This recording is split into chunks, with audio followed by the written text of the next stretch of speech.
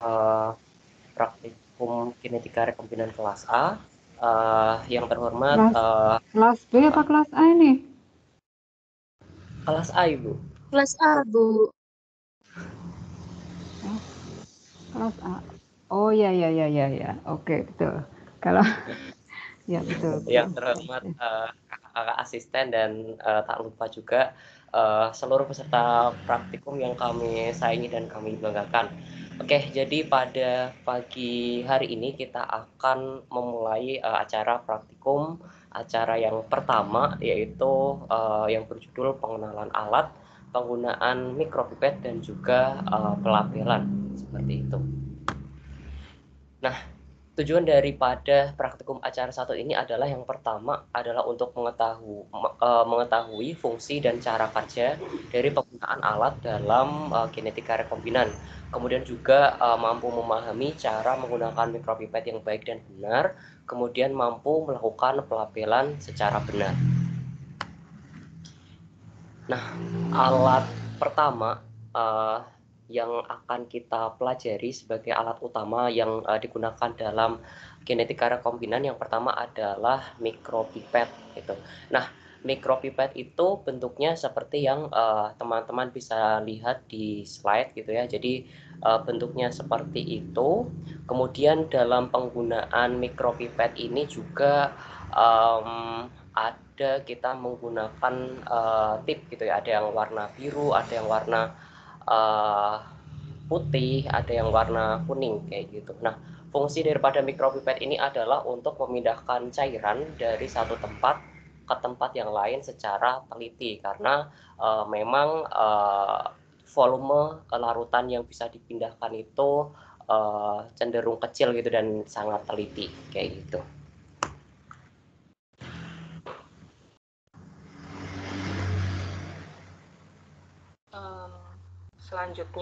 Alat selanjutnya yaitu microcentrifuge.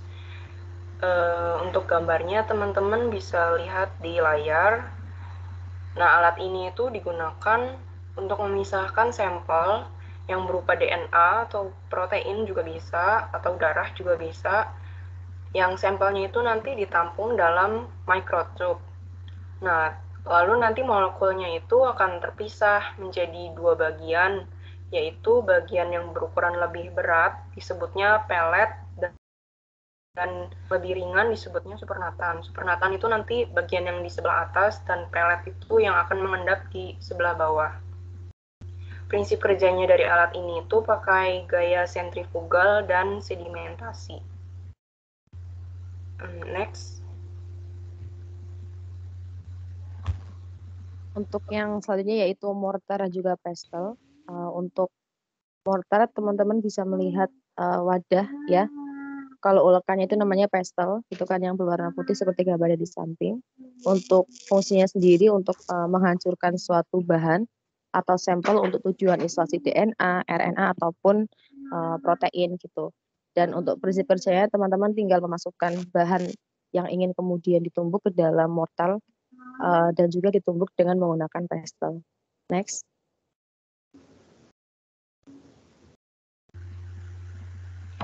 Kemudian ada vortex.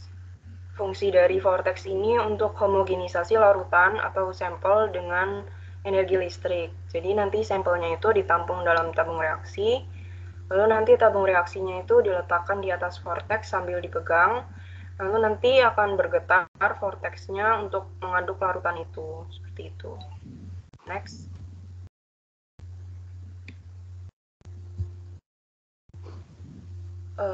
Selanjutnya ini ada nanodrop.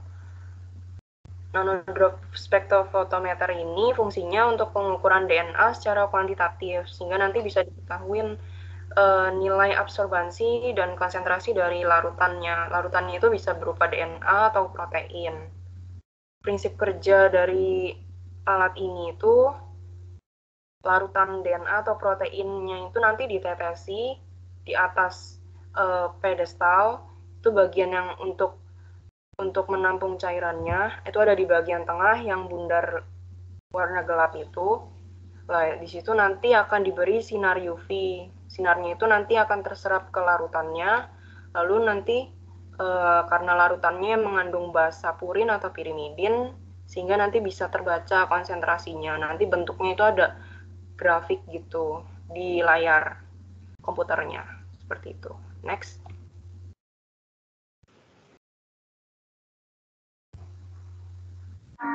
Selanjutnya ada mesin elektroforesis. Jadi fungsi dari mesin ini adalah untuk memisahkan komponen atau molekul bermuatan berdasarkan perbedaan tingkat migrasinya dalam sebuah medan listrik. Jadi memang fungsi utamanya nanti untuk kita bisa mengetahui ukuran gitu kan, bentuk atau suatu partikel untuk kemudian kita analisis gitu kan ya. Baik itu nanti DNA, RNA ataupun jenis protein lainnya. Dan untuk prinsip kerja dari mesin elektroforesis ini adalah dengan melibatkan gel agaros, yaitu fase stasioner dan juga beberapa buffer gitu kan seperti EDTA yang merupakan fase geraknya. Jadi nanti memang ada pergerakan partikel bermuatan negatif, yakni DNA begitu, yang kemudian nanti bergerak ke arah kutub positif seperti itu. Next. Alat selanjutnya ini yaitu UV transilluminator. Fungsinya adalah untuk pengukuran kualitatif hasil elektroforesis DNA atau protein. Jadi sampel yang sudah di elektroforesis itu akan dilihat secara kualitatif bentuk pita-pitanya itu dengan alat ini. Jadi prinsip kerjanya itu kurang lebih mirip dengan nanodrop. Nanti sampelnya itu akan diberi sinar UV, lalu nanti sinarnya akan diserap oleh senyawa etidium bromid atau ETBR yang sudah melekat di sampel DNA atau proteinnya saat tahap elektroforesis, sehingga nanti bisa terdeteksi ukurannya, konsentrasinya, kemurniannya gitu, nanti tercetak pita-pita seperti itu. Next. Kemudian ada thermal cycler. Jadi fungsi dari thermal cycler ini untuk kemudian memperbanyak segmen DNA melalui PCR. Dan prinsip kerjanya ini nanti thermal cycler ini mampu mengontrol gitu kan ya, menggunakan suhu naik dan turunnya sesuai dengan program ataupun ketentuan-ketentuan yang kita masukkan ke dalam komponen PCR tersebut seperti itu. Next.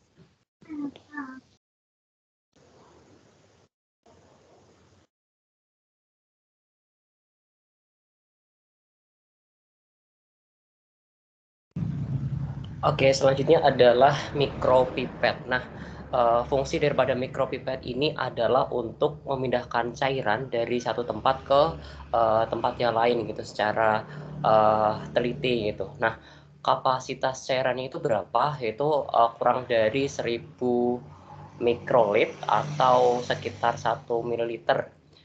Nah, ada 4 macam, yaitu P10 yang dia bervolume 0,5 sampai 10 mikrolit, kemudian P20 2 sampai 20 mikrolit, P200 20 sampai 200 mikrolit, kemudian P1000 yang dia bervolume 200 sampai 1000 mikrolit.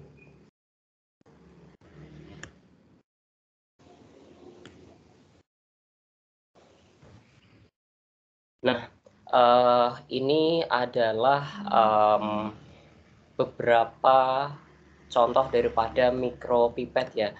Seperti yang bisa dilihat di sini ada tulisannya P1000, P200, P20, P10 kayak gitu, dan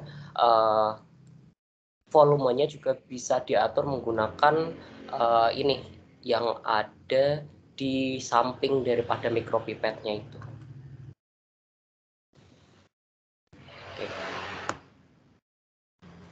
Nah, kemudian bagian-bagian dari mikropipet. Yang pertama ada pelanggar button. Pelanggar button itu apa? Dia fungsinya adalah sebagai pompa yang menarik dan mengeluarkan cairan atau lautan. Jadi kalau ini ditekan nanti akan mengeluarkan, dan kemudian ketika dilepas nanti cairannya itu akan masuk ke dalam tipnya itu kayak gitu. Kemudian tip ejector button. Tip ejector button itu dia yang ini, yang di samping, di belakang, di bawahnya si pelanggar button. Fungsinya dia adalah untuk melepaskan tip yang terdapat pada bagian ujung. Jadi ketika ini nanti cetekan, ditekan itu nanti akan menggerakkan si besinya ini, dan nanti ini akan mendorong si tip sehingga si tipnya itu dia akan terlepas kayak gitu. Kemudian digital volume indicator, dia berfungsi untuk menunjukkan volume cairan. Kemudian volume adjustment knob, mengatur volume cairan yang akan ditransfer di sini. Kemudian shaft atau batang, dia berfungsi untuk menghubungkan bagian atas planger button dan tip ejector, dan bagian ujung bawah tip gitu. Kemudian tip ejector arm, dia berfungsi untuk mendorong plastik tip supaya terlepas dari micropipette. Jadi tip ejector arm itu yang ini, yang tadi yang besi, semacam besi kayak gitu, yang di sini. Kemudian ada plastik tip, dia fungsinya adalah menampung cairan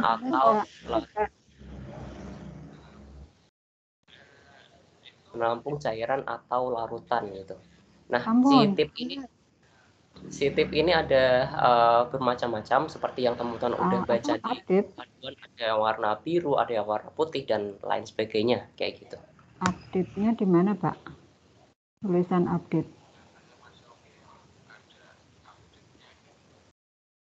Ada, iya. Ya, saya masuknya dari situ, update, masukkan masuk itu kan, terus sudah saya masuk ke situ.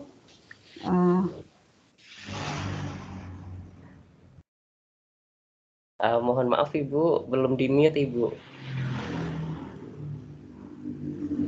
Ya, maaf. Oke, selanjutnya adalah tip untuk micropipette. Jadi tip itu apa? Tip itu adalah tabung kerucut yang berlubang di kedua ujungnya. Jadi ada ujung yang besar, yang ini untuk memasang micropipette-nya tadi. Kemudian ada ujung yang kecil untuk memasukkan si larutannya, kayak gitu. Digunakan untuk menampung sementara suatu cairan yang akan diambil atau dipindahkan menggunakan micropipette gitu. Dan sifat dari tip ini dia adalah disposable atau sekali pakai. Kenapa? Karena ketika kita melakukan penelitian molekuler, penelitian genetika, itu sekali tip itu sudah terkena suatu cairan, terkena suatu mungkin larutan yang di dalamnya ada DNA, ya udah gitu, dia akan sangat susah untuk dinetralisir kembali kayak gitu, sehingga si tip ini dia bersifat disposable atau sekali pakai kemudian dibuang kayak gitu. Itu untuk penelitian molekuler, tapi untuk penelitian mikrobiologi gitu ada beberapa yang masih bisa digunakan kembali kayak gitu. Nah, tip ini dia ada 3 macam. Ada yang warna biru, dia volumenya adalah 100 sampai 1000 mikrolit. Kemudian ada warna kuning, volumenya 10 sampai 100 mikrolit. Kemudian warna putih 0,1 sampai 2 mikrolit. Kemudian ini adalah beberapa hal yang harus diperhatikan dalam memilih tip. Yang pertama adalah pastikan bahwa tip itu bersih dan bebas dari partikel debu. Nah, untuk menjaga tip itu tetap bersih, biasanya tip-tip yang baru itu dia diletakkan dalam sebuah wadah plastik dan itu selalu tertutup gitu, untuk menjaga kebersihannya gitu. Dan ketika mau ngambil ya langsung ditancapkan ke si micropipette-nya, kemudian langsung ditutup lagi kayak gitu. Itu adalah fungsinya adalah untuk menjaga kebersihan dan sterilitas dari tip itu kayak gitu. Kemudian bentuk bagian yang menempel ke pipet dan ujung tip harus halus dan rapi. Kemudian yang ketiga, bening, transparan, atau tembus cahaya. Yang keempat, tahan terhadap bahan-bahan kimia. Kemudian memiliki keterangan nomor identifikasi, nomor badge, dan sertifikat mutu merupakan hal penting untuk menjamin kualitas tip. Kemudian menggunakan kemasan yang sesuai, ada yang dikemas secara bulk, ada yang sudah berjejer rapi di dalam rak, ada yang sudah disterilisasi dan lain-lain. Jadi tip ini ketika kita membeli tip itu ada beberapa kemasan, ada yang dia secara bulk, jadi dia dalam satu plastik gede itu isinya ada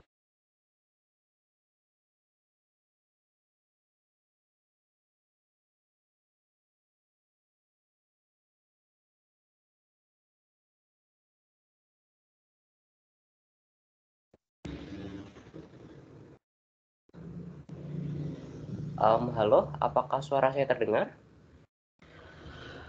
Terdengar. Oke, mohon maaf tadi sempat termute. Untuk yang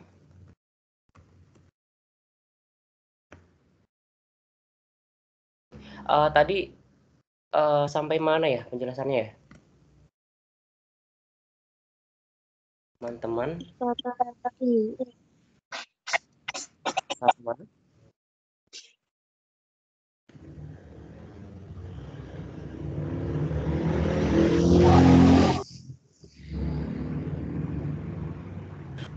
Sampai ini Kak,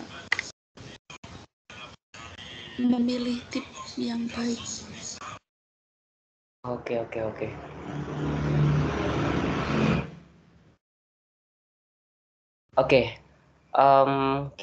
Mungkin aku ulangi aja ya. Jadi hal-hal yang harus diperhatikan dalam kita memilih tip itu, yang pertama kita harus memastikan bahwa tip itu dia bersih dan bebas dari partikel debu kayak gitu. Makanya biasanya tip itu dia disimpan dalam sebuah wadah kotak plastik seperti itu. Fungsinya adalah untuk menjaga si tip itu dia tetap bersih dan terhindar dari kontaminan kayak gitu. Kemudian bentuk bagian yang menempel ke pipet dan ujung tip itu dia harus halus dan rapi. Kemudian bening, transparan atau tembus cahaya. Kemudian tahan terhadap bahan-bahan kimia. Kemudian memiliki keterangan nomor identifikasi, nomor badge, dan sertifikasi mutu merupakan hal penting untuk menjamin kualitas tip. Kemudian menggunakan kemasan yang sesuai. Ada yang dikemas secara bulk, ada yang secara berjejer rapi dalam rak, ada yang sudah disterilisasi dan lain-lain. Jadi ketika kita membeli tip itu ada beberapa macam kemasan gitu. Ada yang dikemas dalam jumlah yang banyak dalam sebuah plastik zip kayak gitu. Ada juga yang dia sudah diatur rapi nih di kotaknya itu gitu, di kotaknya yang udah istilahnya udah siap pakai seperti itu. Oke, terus kayaknya tadi yang ini belum ya. Jadi untuk cara memasang tip yang benar itu yang pertama yang kita lakukan adalah memasukkan ujung pipet ke dalam tip, tapi tidak terlalu kencang gitu. Kenapa? Karena ketika terlalu kencang itu nantinya akan agak susah untuk dilepaskannya kayak gitu. Tetapi juga jangan terlalu longgar karena dikhawatirkan nantinya akan mudah lepas gitu. Kemudian pipet diputar untuk memperkuat posisi tip pada pipet gitu. Jadi setelah dimasukkan agak ditekan dan diputar gitu untuk memperkuat posisi tip. Kemudian tidak menekan terlalu keras dan juga tidak terlalu lemah karena tip bisa jatuh. Kemudian down-nya adalah mengetukkan mikropipet dengan kuat ke dalam tip. Jadi jangan diketukkan gitu ya. Jadi cukup ditekan aja, tekan, ditahan, jangan diketukkan. Kemudian mengencangkan dengan mendorong menggunakan tangan. Nah ini biasanya untuk yang baru pertama kali menggunakan mikropipet itu nggak apa ya, harus dipakai tangan kayak gitu, dan kalau bisa dihindari gitu karena kita nggak bisa memastikan bahwa tangan kita itu bebas dari zat-zat lain gitu. Bisa aja ada mungkin protein atau DNA yang ada di tangan kita, kemudian ketika kita menyentuh tip bisa aja itu mengkontaminasi si tipnya itu. Kemudian cara menggunakan mikropipet. Nah, yang pertama adalah kita atur dulu volumenya dengan cara kita memutar knob pengatur volume. Kemudian kita setelah itu memasang tip. Nah, gunakan tip sesuai dengan jenis mikropipetnya. Caranya adalah dengan menancapkan ujung mikropipet dengan tip. Kemudian mengambil cairan atau sampel dengan cara kita menekan si plunger buttonnya itu sampai pada posisi pemberhentian pertama atau first stop. Kemudian tahan dengan ibu jari. Jadi ada 2 pemberhentian di itu plunger buttonnya itu ada pemberhentian pertama dan juga yang kedua. Nah, untuk mengambil larutan itu cukup gunakan sampai pemberhentian pertama. Kemudian celupkan ujung mikropipet, ujung pipet tip ke dalam cairan. Pastikan posisinya berada di tengah cairan, tidak terlalu ke atas, tidak terlalu ke dasar wadah. Kenapa? Karena di tengah itu apa ya, yang inilah yang paling sesuai gitu. Kemudian tidak terlalu ke atas juga dan tidak terlalu ke dasar bawah karena ke dasar wadah, karena dikhawatirkan si larutannya itu ada mungkin semacam endapan atau apa yang itu nantinya akan masuk juga ke dalam tipnya itu. Kemudian lepaskan tekanan dari plunger secara perlahan-lahan sampai cairan masuk memenuhi tip. Pastikan tidak ada gelembung udara. Kemudian kita angkat mikropipetnya sampai pipet tip terangkat dari cairan. Selanjutnya cara untuk mengeluarkan cairan atau sampelnya. Pertama kita arahkan dulu ujung pipet tip ke dinding wadah penampung cairan. Kemudian kita miringkan wadah penampung cairan agar si cairannya itu dia tidak langsung menghantam dasar wadahnya, melainkan dia mengalir melalui dinding wadah. Dan posisi mikropipet tetap tegak lurus. Jadi si wadahnya itu yang kita miringkan. Kemudian tekan kembali plunger perlahan-lahan sampai semua cairan keluar dari pipet tip sampai pemberhentian pertama gitu. Kemudian setelah pemberhentian pertama, ketika masih ada sisa sedikit cairan, maka lanjutkan kita menekan plungernya itu sampai pada pemberhentian kedua atau second stop untuk mengeluarkan cairan yang tersisa sedikit di ujung pipet tip. Kemudian untuk pembersihannya, setelah cairan berhasil kita tuangkan ke wadah penampung, maka bila pipet tip sudah terkontaminasi, maka sebaiknya pipet tip dibuang ke wadah penampungan limbah. Gitu. Tekan tip ejector button yang tadi udah kita lihat bersama-sama untuk melepaskan pipet tip secara langsung. Kemudian kembalikan mikropipet ke posisi tegak lurus menggunakan pipet stand. Jika tidak ada, maka letakkan di tempat yang bersih dan kering. Jadi pipet stand itu dia fungsi seperti rak gitu. Dia fungsinya adalah untuk meletakkan si mikropipet ini gitu. Nah, ini adalah SOP penggunaan mikropipet. Jadi bisa dilihat ya, kita menekan si mikropipetnya itu, kemudian kita masukkan ke dalam cairannya, kemudian kita lepas secara perlahan-lahan, kemudian kita pindahkan, kemudian ketika mengeluarkan cairan kita tekan sampai pada second stop, kemudian setelah sudah selesai memindahkan cairan, kita lepaskan si tipnya itu dengan cara menekan ejektornya.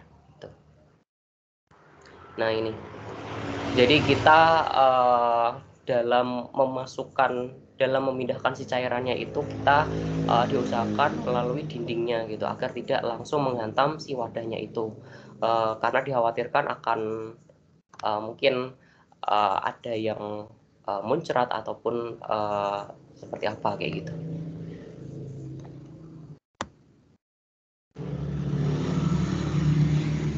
Oke, ini sama.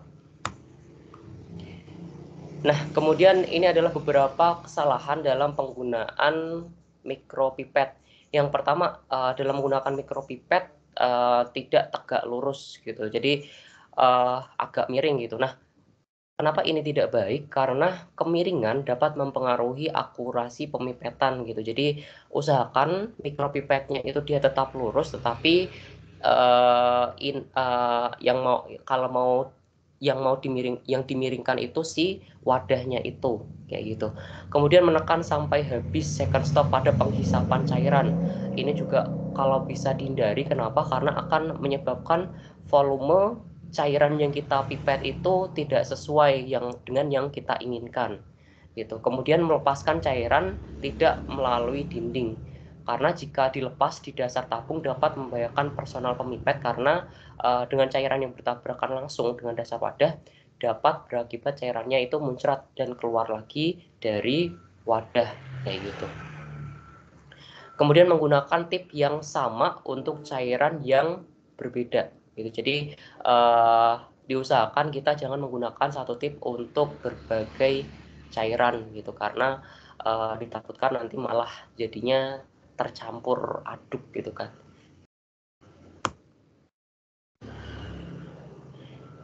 Nah, ini adalah beberapa hal yang diperhatikan dalam penggunaan mikropipet.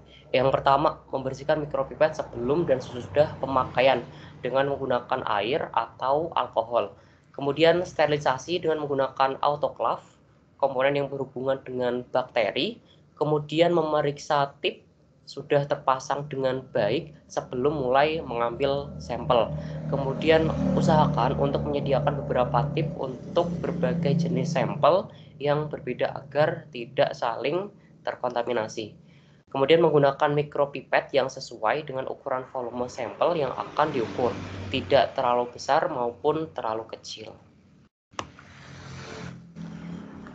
Hal-hal lain yang perlu dihindari dalam penggunaan mikropipet adalah yang pertama, menggunakan mikropipet tanpa tip yang terpasang.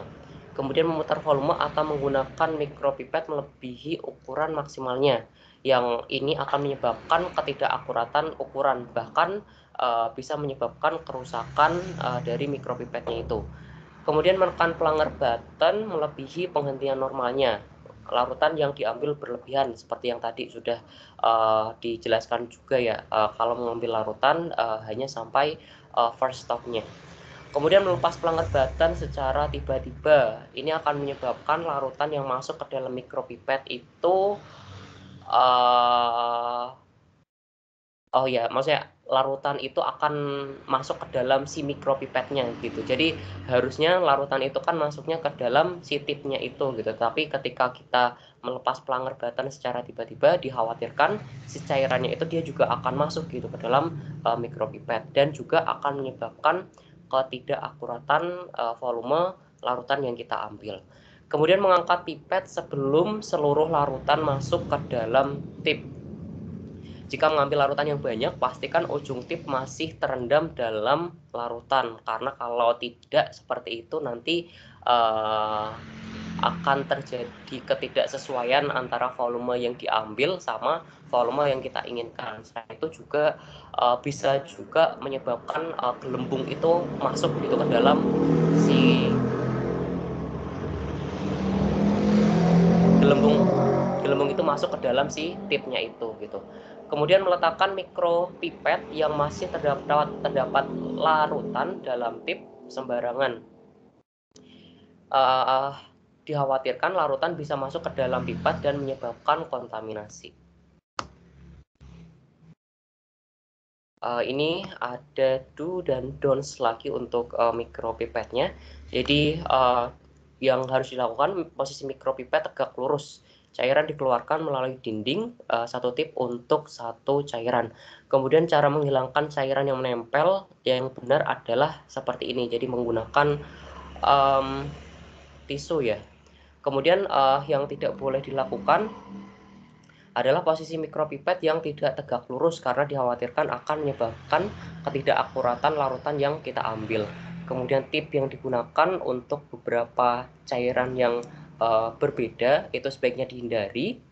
Jadi tip itu untuk satu kali pemakaian saja. Kemudian cara menghilangkan cairan yang menempel yang salah gitu. Jadi yang kita bersihkan adalah di samping-sampingnya saja. Jadi kita tidak membersihkan si ujung dari si tip itu.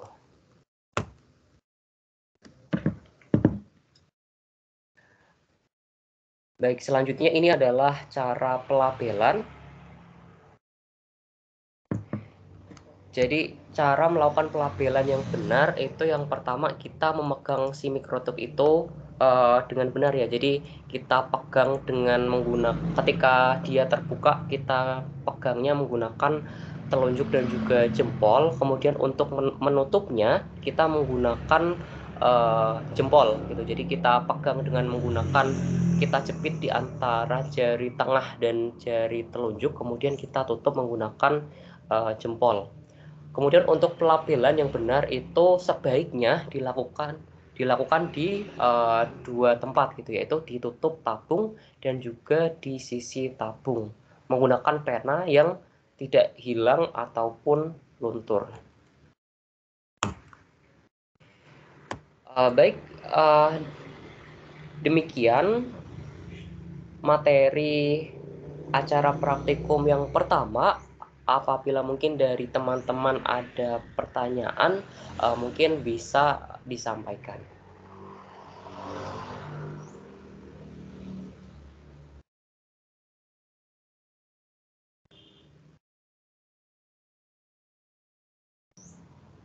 Ada dari Abdullah gitu. Baik Ibu. Untuk pertanyaan pertama dari Rafli Satria Utama, silahkan. Saya Rafli Satria Utama, izin bertanya. Nah, Mas tadi kan disebutkan bahwa penggunaan tip itu untuk 1 kali. Untuk jenis larutan yang sama itu apa tetap harus diganti, apa boleh menggunakan yang sama tuh Mas? Apa tuh tipnya sama Mas? Terima kasih.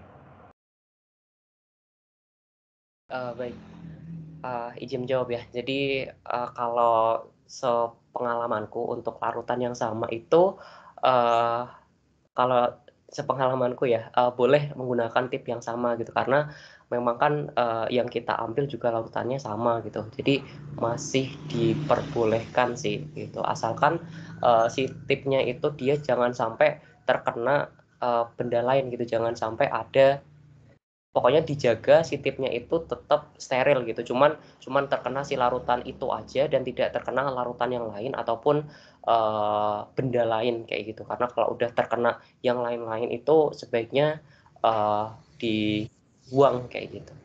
Seperti itu. Atau mungkin dari Bu Fer ada yang ingin ditambahkan?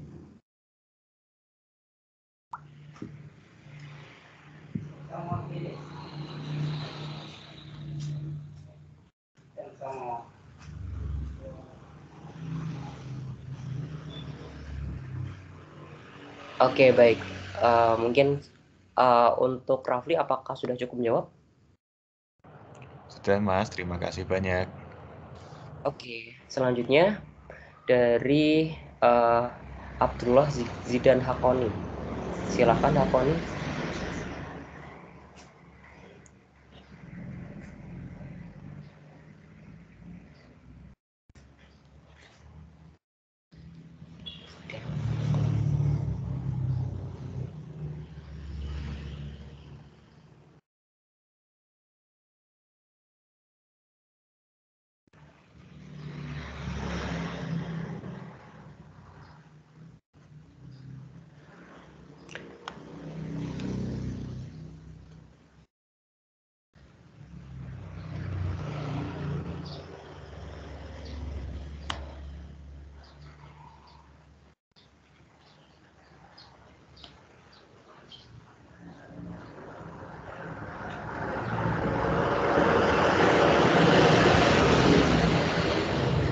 Halo, Hakoni.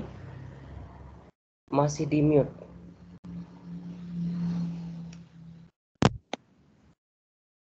Oh ya, saya ulang.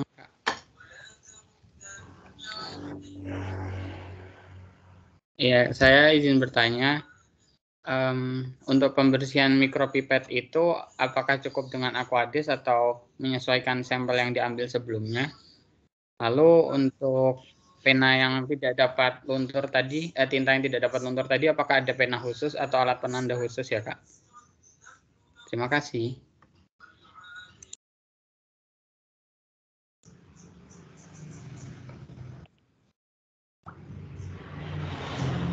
Oke. Jadi untuk pembersihan mikropipet ya, mungkin bisa disesuaikan juga ya, sesuai dengan jenis larutan yang sebelumnya kita ambil, mungkin bisa juga. Tapi kalau Kalau aku pribadi mungkin biasanya sih menggunakan Aquades sudah cukup seperti itu, karena mikropipet itu kan dia yang bagian luar ya, jadi nggak akan secara langsung terkena si larutannya itu, seperti itu. Mungkin dari Bu Fer ada yang ingin ditambahkan? Terima kasih. Bagus sih Dan pertanyaanmu. Untuk membersihkannya pakai apa ya? Yang paling aman memang menggunakan Aquades yang mana Aquades itu sudah hasil destilasi ya. Jadi bebas dari senyawa apapun gitu ya. Namun untuk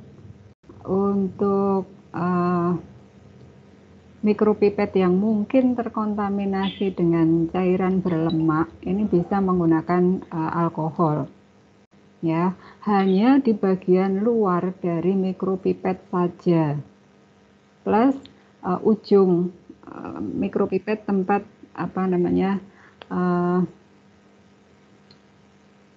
masuknya tip itu bisa atau boleh dilap dengan alkohol. Jangan sekali-kali mikropipet itu didekatkan dengan api. Ya, misalnya kalian mau melakukan pengerjaan molekuler sekaligus mikrob, ya sekaligus mikrobiologi yang membutuhkan teknik aseptis, itu ada caranya sendiri ya. Misalnya kalian harus melakukannya di dalam laminar airflow gitu ya. Namun jangan sampai mikropipet itu didekatkan dengan api, bahayanya nanti leleh, kamu nggak jadi dapat apa-apa nanti, gitu ya. Jadi untuk membersihkannya bisa dengan Aquades, atau untuk cairan berlemak ini boleh menggunakan alkohol.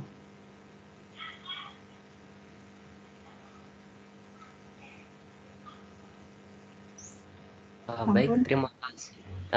Baik Bu Fer, terima kasih atas jawabannya Ibu. Baik, itu untuk pertanyaan yang pertama. Kemudian pertanyaan yang kedua tadi adalah tentang ini ya, tentang pelabelannya menggunakan tinta yang tidak luntur gitu ya. Nah, biasanya sih ada tinta khususnya ya. Mungkin Bu Fer bisa menambahkan Ibu.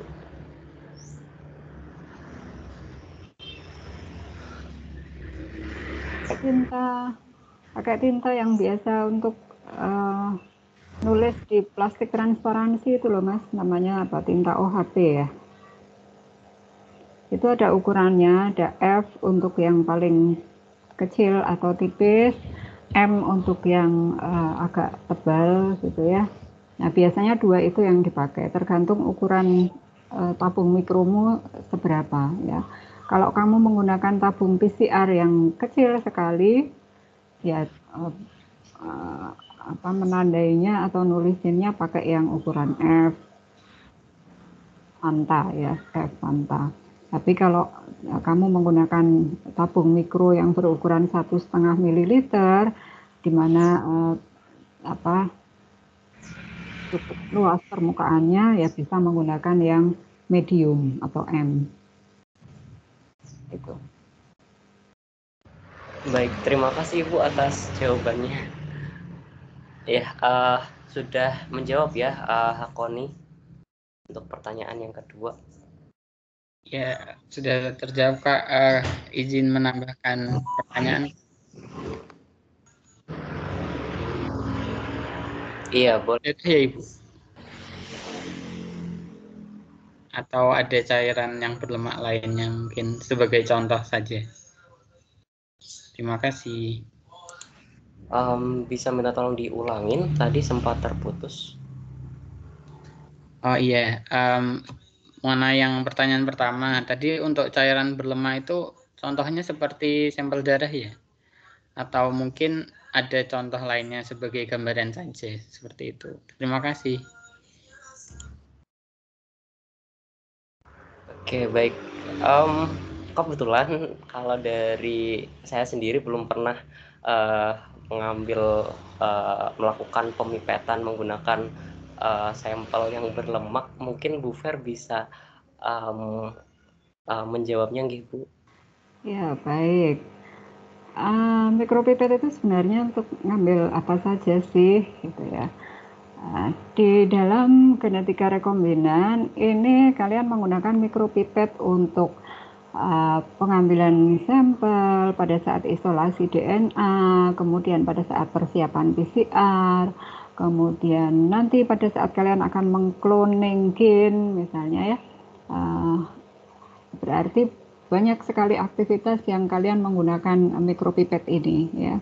Karena semua pekerjaan dalam genetika rekombinan ini rata-rata adalah pekerjaan yang membutuhkan cairan dalam jumlah yang sangat kecil, yaitu dalam ukuran mikroliter. Nah, apa saja cairan yang bisa kalian ambil di situ pada saat isolasi DNA? Kemarin kita sudah belajar tentang isolasi DNA ya di kuliah. Ada isolasi DNA dari jaringan tanaman, jaringan hewan, ya. Ada pengambilan atau isolasi DNA dari darah misalnya. Nah, darah itu kadang kalau tidak segera kita lap dengan Aquades itu kan menjadi bercak ya, bernoda ya. Nah, ini sebaiknya kita bersihkan dengan alkohol. Kalau kita mengambil sampel jaringan yang berlemak misalnya ya, jaringan kulit yang cukup banyak kandungan lemaknya, misalnya kita mau isolasi DNA babi dari jaringan kulit babi, ya ini bisa dibersihkannya menggunakan alkohol boleh ya. Apapun itu sebenarnya kalau kalian bekerja dengan hati-hati sekali, maka tidak ada yang terlalu perlu untuk dibersihkan secara khusus ya. Karena kalau kalian mengambil suatu cairan dan memperlakukan sampel-sampel dengan sangat hati-hati, maka mestinya tidak ada cairan yang menempel di pinggir-pinggir mikropipet ya, di pinggir-pinggir mikropipet. Mestinya tidak ada. Biasanya adanya cairan itu adalah karena adanya cairan yang nyelepret atau cairan yang tumpah itu karena ketidakhati-hatian kita gitu. Nah ya, maka pesan saya untuk kalian yang interest di bidang genetika rekombinan, biologi molekuler, kalau bekerja di bidang ini prinsip utama adalah kehati-hatian dan kecermatan. Itu ya. Satu mikrolit cairan hilang atau 1 mikrolit cairan tercecer ini bisa memberikan efek yang signifikan terhadap hasil penelitian. Itu ya. Mudah-mudahan bisa menjawab Mas Zidan. Iya Ibu, sudah terjawab. Terima kasih untuk jawabannya Ibu. Terima kasih juga untuk jawabannya ya, Kak. Sama-sama.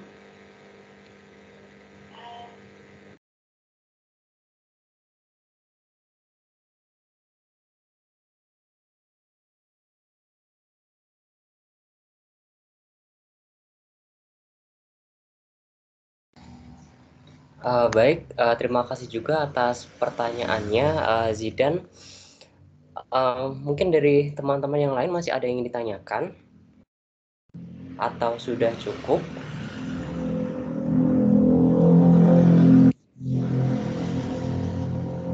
Baik, mungkin sudah cukup ya.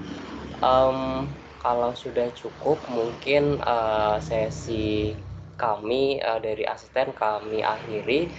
Selanjutnya kami kembalikan lagi kepada Bu Fer kalau misalkan ada yang ingin ditambahkan Ibu. Baik, waktu praktikum masih sampai pukul 10. Silakan, kemarin Mas Mbak asisten sudah menyiapkan beberapa video ya, silakan bisa diputar Mas Umam atau siapa operator yang memutar untuk hari ini tugasnya. Nah, nanti adik-adik biar mencermati, silahkan nanti kalau ada pertanyaan di situ. Oke, baik. Untuk pemutarannya mau langsung lewat sini saja atau mungkin lewat grup WA saja nggih Bu, nanti dikirimkan linknya ke grup WA seperti itu.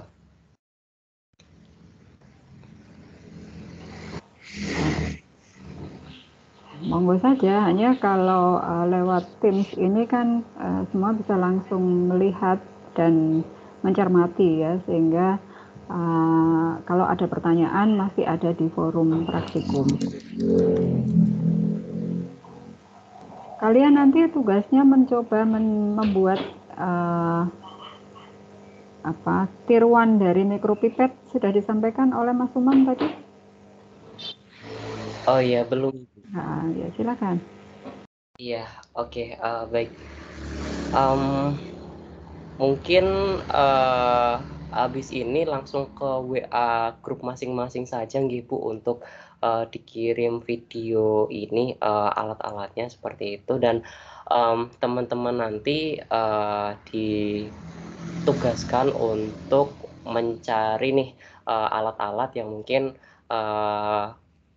mirip-mirip seperti mikropipet agar teman-teman tahu nih gimana sih caranya melakukan pipetting kayak gitu. Gitu ya teman-teman, bisa menggunakan mungkin pump sabun itu, kemudian ataupun mungkin bisa pulpen gitu ya. Yang penting teman-teman tuh bisa merasakan bahwa oh gini loh cara melakukan pipetting seperti itu. Baik, mungkin seperti itu saja Ibu. Baik, kalau memang demikian, berarti untuk praktikum pagi ini meetingnya kita cukupi di sini. Kalian langsung bergabung ke kakak-kakak asisten masing-masing. Kakak asisten ada semua untuk hari ini?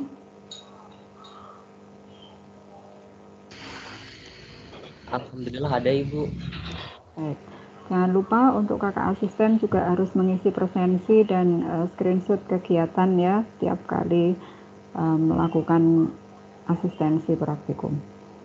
Terima kasih atas kehadiran dan partisipasi aktif kalian. Ya, selamat pagi, selamat melanjutkan aktivitas. Assalamualaikum. Pagi Bu, Waalaikumsalam warahmatullahi wabarakatuh. Terima kasih Bu. Terima kasih Kak. Sama-sama, selamat pagi. Assalamualaikum warahmatullahi wabarakatuh. Terima kasih Bu. Terima kasih Kak. Yuk.